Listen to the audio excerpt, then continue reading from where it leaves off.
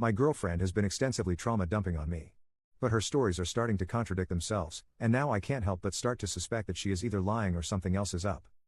I, 26M, am currently in a 3-year relationship with Kathy, 24F. I'll spare you all the details about her personality, but I love her dearly. I fully intend to marry her when the time is right for both of us. On our first date, Kathy warned me that she had PTSD from past trauma. Some of the things that she has told me have been so devastating that they made me physically ill. As we talked and ate, she told me that she lost her V card to her stepfather when she was asleep. I, a grown man, started crying in the middle of the restaurant. She assured me that she was in therapy and was working through her issues. As time has gone on, more and more details about her past have come up. I am incredibly happy that she is willing to share all of this with me because I want to support her, but there have been so many contradictions that I'm confused. I don't even know how to bring them up. Here are several of the ones that make the least sense. She told me that her biological father kicked her so hard when she was 7 that it broke her wrist in 2 places. Later, when we were taking a bike ride together, she said, "I've never broken a bone and don't intend to now." She told me that her mother used to put a belt, a stick, and a wrench on the table and tell her to choose. She said she picked the wrench because fudge her, that's why. This is a scene from Good Will Hunting, told almost ad verbatim. She has no marks or scars from this. She told me that after her stepfather abused her for several months, she lived for her grandparents for the rest of high school. Later, she contradicted herself and said she was homeless and couch surfing for her last 2 years of high school. She told me that she dropped out of high school because she had to escape from a gang who was trying to make her work as an intercourse worker, but when I met her she was a student at a reputable university. She never went to community college. I don't think it's even possible to get into a school like that with nothing more than a GED. She told me that to cope with her past trauma, she did almost every pill and was barely sober for more than a week for 2 years. Later, when we smoked weed together, she got super high and said she had never tripped harder. I don't think someone who has done LSD and mushrooms would say that after smoking pot. It doesn't make sense. I feel like a monster for asking, was she even abused? I could understand 1 or 2 contradictions based on some inaccurate memories, but really? Why the movie scene monologue? Why does everything point to her having a privileged upbringing with the brand new Range Rover she bought as a freshman and fancy college degree with no debt? I don't know how to bring this up or how to make sense of any of this. I can't bring the issue up because if she was abused, it would crush her to be doubted. Commenter. Compulsive liar, by the sounds of it. Knew a few in college with the exact same kind of track record. The girl in the dorm room next to me only got caught when an RA called her mom to say the girl needed more support given the recent death of her uncle, and mom said never had an uncle. All of a sudden about 20 stories started to unravel. Update. Hi again everybody. A lot of people have expressed interest in an update to my situation, and since the situation is finally resolved, I figured I would take a minute to write out what happened. Admittedly, this actually ended last week, and, spoiler alert, I spent the following several days moving out. I haven't had a chance to update. A whole lot of thoughts on the matter have been stewing, so I'm afraid this is going to be long. For those of you who just want to know what happened and move on. She lied. We broke up. She tried to save our relationship by lying. I have ghosted her. For everyone else. After reading through nearly every single response to my post, I came to 2 conclusions. 1, my girlfriend was lying about, at the very least, the extent of her abuse, and, 2, she was only going to continue escalating these lies unless I put a stop to it.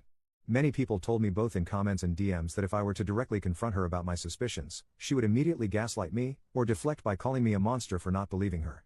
I agreed this was likely, and so I went the route of stalking her on social media. I'm not proud of it, but I spent well over 10 hours stalking her on Facebook. I hadn't logged into Facebook since early in our relationship, but she seemed to be using it fairly often. Through my search, I discovered 2 things that she couldn't possibly explain away.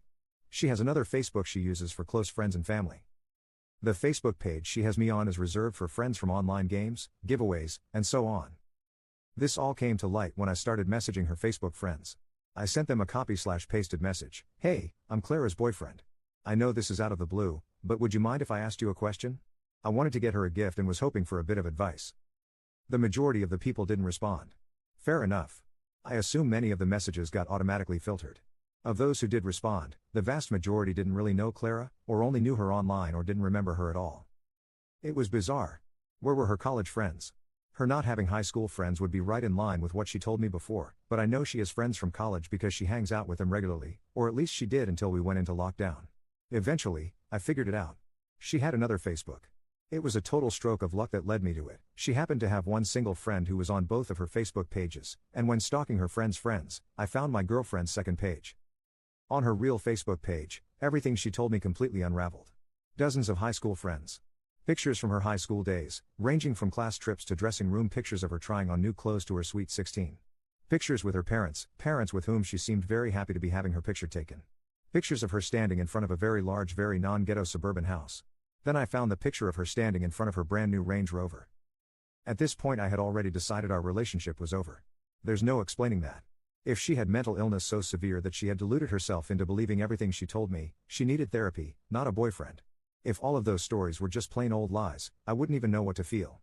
Taking advice from the last post, I decided to ask about the Range Rover.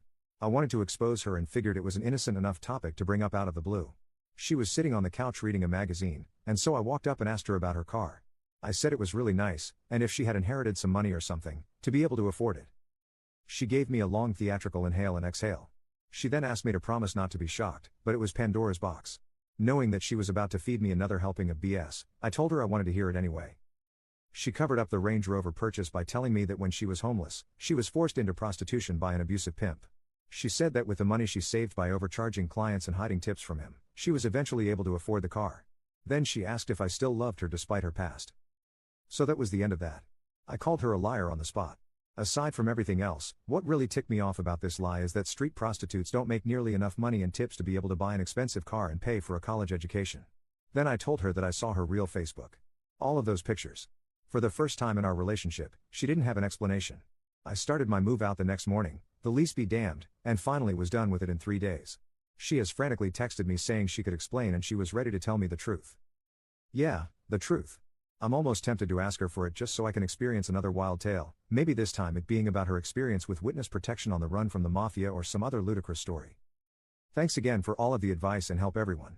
I feel like a total idiot for wasting 3 years of my life with her, but I have high hopes for my future.